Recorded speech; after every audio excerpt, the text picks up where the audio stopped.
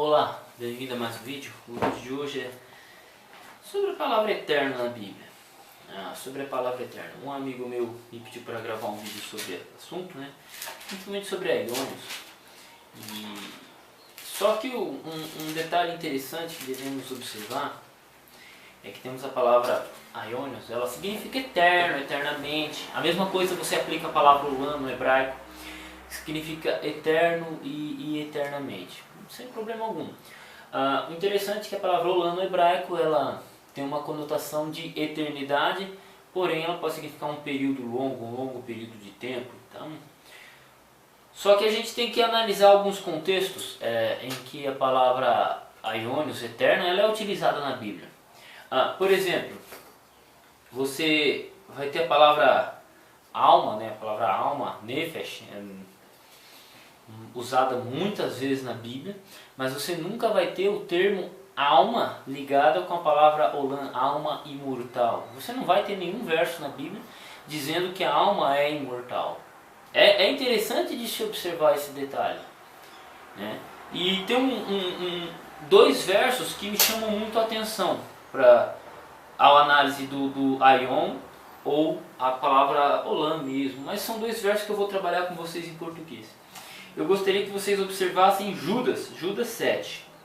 Judas 7 fala assim, assim como Sodoma e Gomorra e as cidades circunvizinhas que, havendo-se entregue à fornicação como aqueles, e após outra carne, foram postas, por exemplo, sofrendo a pena do fogo eterno. Só uma pergunta. O Sodoma e Gomorra continuam queimando até os dias de hoje?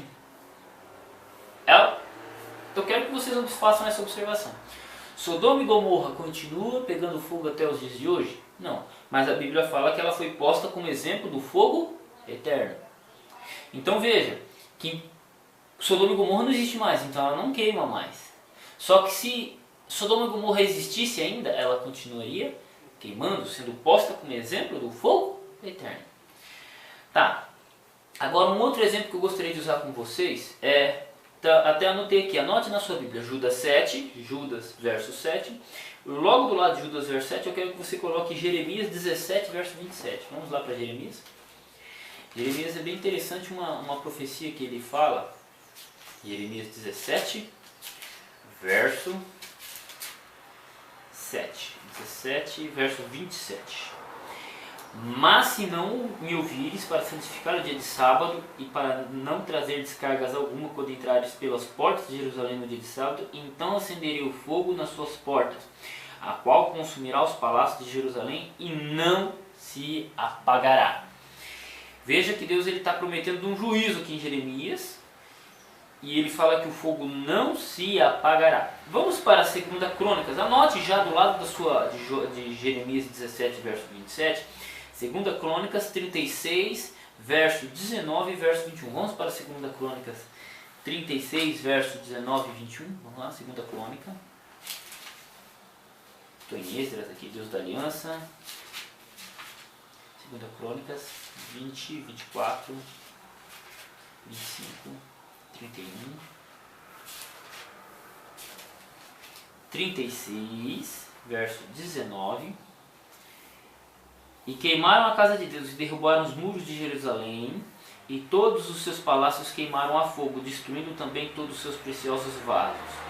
E os que escaparam à espada levou para a Babilônia e fizeram-se servos dele e seus filhos, até o tempo do reino da Pérsia, para que se cumprisse a palavra do Senhor pela boca do profeta Jeremias, que a terra se agradasse dos seus sábados, todos os dias da assolação repousou, até que os 70 anos se cumpriram. Mas peraí. Aqui em Jeremias 17, verso 27, fala que o fogo não se apagará. E a minha pergunta Jerusalém está queimando até os dias de hoje? Não. Aqui é o cumprimento da profecia de Jeremias 17, verso 27. É interessante se observar esse detalhe. Então, ela sofreu juízo, foi destruída a fogo, destruídos os muros, O motivo já sabemos aqui, o verso conta. Então assim, quando Deus ele dá o juízo, a existência, por exemplo no caso dos ímpios, eles vão queimar até deixarem de existir. Tem um verso Tem um verso bem interessante de Malaquias. É um verso bem interessante de Malaquias, e até foi o velho Hokage que me passou. O cara, eu só conversei uma vez com ele, depois ele morreu, é uma pena. O velho Hokage me utilizou um verso, uma profecia de Malaquias, que faz muito sentido nesse aspecto. Mateus 15, Malaquias, Novo Testamento, Malaquias 4:1.